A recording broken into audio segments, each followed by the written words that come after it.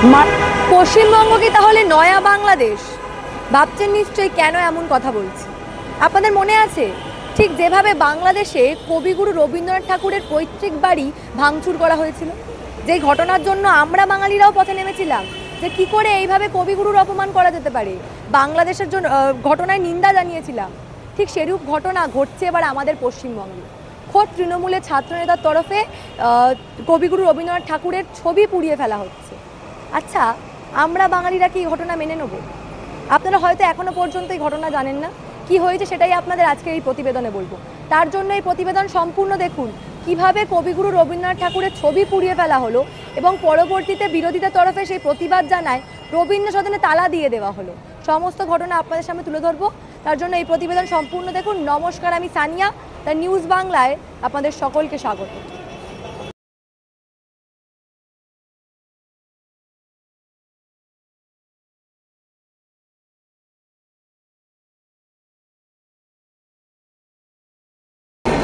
আপনাদের নিশ্চয়ই মনে আছে বাংলাদেশে কবিগুরু রবীন্দ্রনাথ ঠাকুরের বাড়িতে সেই ভাঙচুর, যার পরে প্রতিবাদের আজ এসে পড়েছিল আমাদের এখানেও বিভিন্ন জায়গায় মিছিল বেরিয়েছিল, লোকে পথে নেমেছিল কবিগুরুর অপমানের প্রতিবাদে।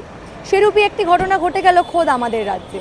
এবারে কবিগুরু রবীন্দ্রনাথ ঠাকুরের ছবি পুড়িয়ে দেওয়া হলো এবং সেই অভিযোগ উঠছে, ছবি পুড়িয়ে দেওয়ার অভিযোগ উঠছে তৃণমূলের ছাত্র নেতার বিরুদ্ধে। এখন প্রশ্ন হলো, এইভাবে আমাদের রাজ্য জুড়ে কবিগুরুর অপমান কি সত্যি মেনে নেবে বঙ্গবাসী? একদিকে যেমন তৃণমূল কংগ্রেসের তরফে বাঙালি অস্মিতার কথা বলা হচ্ছে, বিরোধীরা বারংবার অভিযোগ করছেন যে 26শে নির্বাচনে বাঙালি অস্মিতাকে ভোট বৈতরণী পার করার মূল হাতিয়ার হিসাবে ভেবে নিয়ে এগোচ্ছে তৃণমূল। সেই জায়গা থেকে দাঁড়িয়ে কিভাবে কবিগুরু রবীন্দ্রনাথ ঠাকুরের এইভাবে অপমান করছে তারা, এই প্রশ্ন কিন্তু ইতিমধ্যে বিরোধীরা তুলছে। বিজেপির তরফে তারা প্রতিবাদে সরব হয়েছেন, মিছিল করে রবীন্দ্র সদন পর্যন্ত নিয়ে আসা হয়, কিন্তু যে চিত্র আমরা দেখতে পাই রবীন্দ্র সদনের গেটের সামনে তালা ঝুলিয়ে দেওয়া হয়। তারপরে প্রশ্ন উঠতে শুরু করে, রবীন্দ্র সদন কি কারোর ব্যক্তিগত সম্পত্তি? এইভাবে কি করে রবীন্দ্র সদনের গেটে তালা ঝুলিয়ে দেওয়া হতে পারে?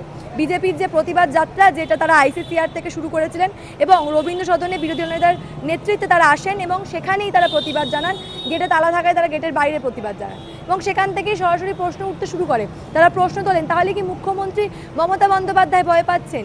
যে বাঙালি অস্মিতার কথা মুখ্যমন্ত্রী বারংবার বলেছেন, এমনকি ভিন্ন রাজ্যে বাঙালি পরিযায়ী শ্রমিকদের ওপর নাকি অন্যায় হচ্ছে, অত্যাচার হচ্ছে, তারই প্রতিবাদে তারা প্রতিবাদ জানাচ্ছিলেন এবং সেই প্রতিবাদ সভায় অমিত শাহ সহ প্রধানমন্ত্রী নরেন্দ্র মোদীর ছবি পোড়াতে গিয়ে পুড়িয়ে ফেলা হয় রবীন্দ্রনাথ ঠাকুরের ছবি। যেই কবিগুরুকে আমরা বাঙালিরা প্রত্যেকেই শ্রদ্ধা করি, সম্মান করি, সেই কবিগুরু রবীন্দ্রনাথ ঠাকুরের ছবি এইভাবে পুড়িয়ে ফেলা হয়। এখন প্রশ্ন হলো, তাহলে কোথায় যাচ্ছে বাঙালির কালচার, বাঙালির সংস্কৃতি এবং সর্বোপরি বাঙালির সম্মান? যেই বাঙালি অস্মিতার কথা বারংবার মুখ্যমন্ত্রী মমতা বন্দ্যোপাধ্যায় বলেছেন, সেই মুখ্যমন্ত্রীর রাজ্যে আমাদের পশ্চিমবঙ্গে এইভাবে রবীন্দ্রনাথ ঠাকুরের অপমান করা হবে? এই প্রশ্ন কিন্তু সরাসরি উঠছে এবং সর্বোপরি প্রশ্ন উঠছে, যেভাবে রবীন্দ্র সদনের গেটে বাধা দেওয়া হলো, তাহলে কি কোনোভাবে মুখ্যমন্ত্রী ভয় পেয়েছেন? এই বিষয় নিয়ে কি বলছেন সাধারণ মানুষ, সেটা আপনাদের শোনাবো। এবং অপরদিকে বিরোধী নেতা শুভেন্দু অধিকারী এবং সহ অন্যান্য বিজেপি নেতৃত্ব তারা কি বলছে সেটাও আপনাদের শোনাবো।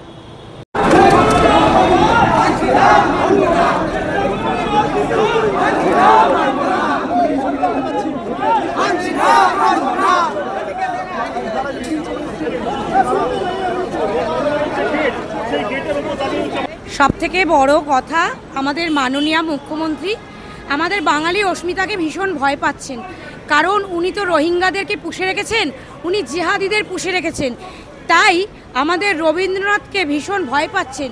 কারণ এই বাঙালি জাগরণ এই যেভাবে জেগে উঠেছে, আমাদের আবাল বৃদ্ধ বনিতা প্রত্যেকটা জায়গায় যেভাবে জেগে উঠেছে, সেই অর্থে কিন্তু মাননীয় ভীষণ ভীষণ ভীষণ ভয় পেয়ে গিয়েছেন। কারণ তিনি এতটাই ভয় পেয়ে গিয়েছেন যে আমাদের যে হিন্দু সমাজের উপরে, হিন্দু জাতিদের উপরে আক্রমণাত্মক স্বভাব দেখাচ্ছেন এবং আক্রমণ নিয়ে আসছেন এবং আক্রমণ করছেন। এবং ওনার যা চেলা চামুন্ডা যারা আছেন, যা সাকরেদরা, তারা কিন্তু হুমকি দিচ্ছেন প্রকাশ্যে, তারা মঞ্চে দাঁড়িয়ে হুমকি দিচ্ছেন। তাই বলবো, মাননীয়া, আপনার যদি মান সম্মান থেকে থাকে, আমাদের রবীন্দ্রনাথ ঠাকুর, আমাদের গর্বের বিশ্বকবি রবীন্দ্রনাথ ঠাকুর, তাকে আপনি এইভাবে প্রকাশ্যে ছিন্ন বিচ্ছিন্ন হতে দিলেন কেন? প্রথম কথা হচ্ছে, বাঙালি অস্মিতাটা শুধুমাত্র ভোটের জন্য, বাংলাকে যদি এরা মনে রাখতো তাহলে এই 26,000 শিক্ষকের চাকরি যেত না। বাঙালি প্রতিনিয়ত যেভাবে এই রাজ্যেই অপমানিত হচ্ছে সেটা হতে হতো না। যেভাবে বাঙালি গত 34 বছরের সিপিএমের রাজত্ব এবং গত 15 বছরের তৃণমূলের রাজত্ব পিছিয়ে গেছে, বাঙালি অস্মিতা যদি থাকতো, বাঙালি অস্মিতায় যদি এরা বিশ্বাস করতো, তাহলে বাঙালি এইভাবে পিছিয়ে যেত না। এখানে শিক্ষা নেই, শিল্প নেই, এমনকি সংস্কৃতি অবধি নেই, কিছুই এখানে নেই। বাঙালি অস্মিতার কথা শুধু গাল ভরা একটা গল্প, যেটা মমতা বন্দ্যোপাধ্যায় এবং তৃণমূল কংগ্রেস এখানে স্প্রেড করবার চেষ্টা করছে শুধুমাত্র ভোটের স্বার্থে। আচ্ছা, আজকের বাঙালি জাগরণকে কি কোনোভাবে ভয় পেলেন মমতা বন্দ্যোপাধ্যায় এইভাবে যে রবীন্দ্র সদনে গেট আটকে দেওয়া হলো? না না, এটা একটা অসভ্যতামি। এই অসভ্যতামি দীর্ঘদিন ধরেই করে আসছে এই সরকার। তার কারণ হচ্ছে এখানে মাননীয় বিরোধী দলনেতা সহ 8 জন বিধায়ক ছিলেন।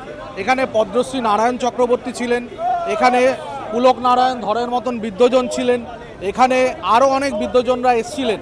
তাদেরকে যে রবীন্দ্র সদনের মতো একটা পবিত্র জায়গা, যেটা সংস্কৃতির পবিত্র ক্ষেত্র, এখানে রুদ্রনীল ঘোষ এসছিলেন, তাদের ঢুকতে দেওয়া হলো না। এটা অত্যন্ত একটা সিগনিফিক্যান্ট বিষয়। তার কারণ হচ্ছে এই রাজ্যের সরকার, এই রাজ্যের শাসক দল কখনোই গণতন্ত্রকে মানে না, এটাই তার প্রমাণ।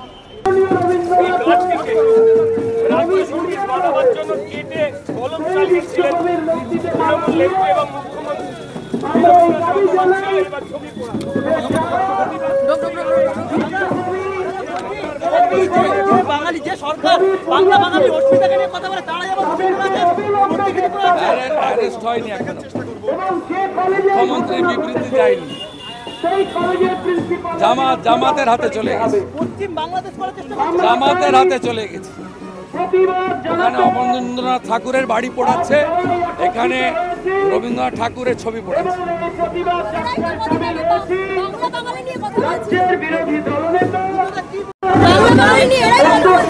রোহিঙ্গা আর বাংলাদেশের অনুপ্রবেশকারী মুসলমানদের কথা বলছে, এর সঙ্গে বাঙালির কোনো সম্পর্ক নেই। যারা রবি ঠাকুরের ছবি জ্বালায় তারা কি বাঙালি নেই? গোটা বিষয়টা আপনাদের সামনে তুলে ধরলাম, এবার না হয় আপনারাই বিচার করুন। এইভাবে কি কবিগুরু রবীন্দ্রনাথ ঠাকুরের অবহেলা বা অপমান সত্যি কি বাঙালি সমাজ মেনে নেবে? আমরা বাঙালিরা কি সত্যি এই অপমান মেনে নেব? যে যুক্তি দেওয়া হচ্ছে যে ভুলবশত কবিগুরু রবীন্দ্রনাথ ঠাকুরের ছবি পুড়িয়ে দেওয়া হয়েছে, সেই নিয়েও কিন্তু ইতিমধ্যে প্রশ্ন উঠতে শুরু করেছে। আচ্ছা, কবিগুরু রবীন্দ্রনাথ ঠাকুরকে কি তারা চেনেন না? তাহলে কি করে ছবিটা পুড়িয়ে দেওয়া হলো? এই বিষয় নিয়ে আপনারা কি ভাবছেন? আপনাদের মূল্যবান এবং গুরুত্বপূর্ণ মতামত অবশ্যই আমাকে জানাবেন দ্য নিউজ বাংলা কমেন্ট সেকশনে, এবং দেখতে থাকুন দ্য নিউজ বাংলা।